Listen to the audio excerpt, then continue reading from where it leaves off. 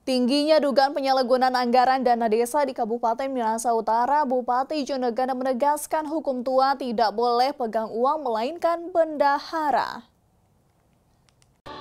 Sejumlah hukum tua di Kabupaten Minahasa Utara sudah diperiksa aparat penegak hukum baik Kejaksaan Negeri maupun Polres Minahasa Utara.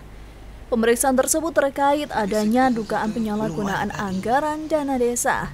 Bahkan belum lama ini satu hukum tua sudah ditetapkan sebagai tersangka oleh Polres Minut dan sudah dilimpahkan ke Kejaksaan Negeri Minahasa Utara.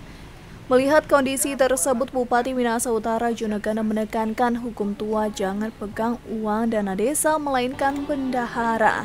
Saya sudah melakukan sosialisasi bahwa dan surat edaran ya, mana inspektur?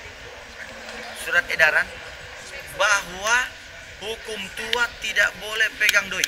Ya, surat edaran itu ya. Bupati aja pegang doi, masa hukum tua pegang doi? Hukum tua tidak boleh pegang doi. Yang pegang doi bendahara. Karena itu tugas pokoknya. Makanya jadi bendahara, jangan takut hukum tua kalau hukum tua suruh ambil, karena dia tidak akan bertanggung jawab. Nah, sehingga proses penegakan hukum ini apabila ada upaya atau tindakan yang dilakukan oleh seorang kepala desa, hukum tua ini menguasai dana desa, maka dia kena fakta integritas. Diketahui sejumlah hukum tua yang telah diperiksa aparat penegak hukum di Minahasa Utara yakni hukum tua Desa Batu, Rinondoran, Busa, Talawaan, Pulisan, Pulutui, Palutungan, serta hukum tua Desa Gangga II sudah menjadi tersangka dan sementara menjalani persidangan. Brian Umbo, Kawanua TV.